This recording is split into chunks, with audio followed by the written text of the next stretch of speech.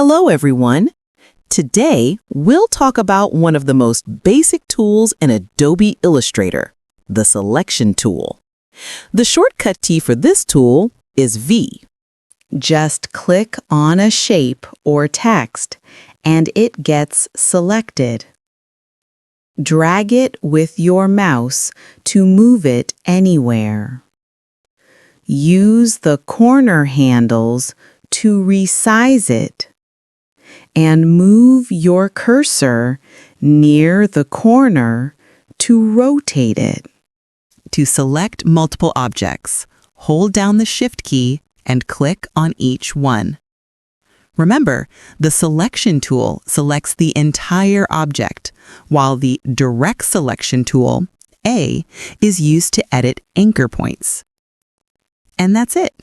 This was a quick overview of the Selection tool, the simplest and most powerful tool in Adobe Illustrator.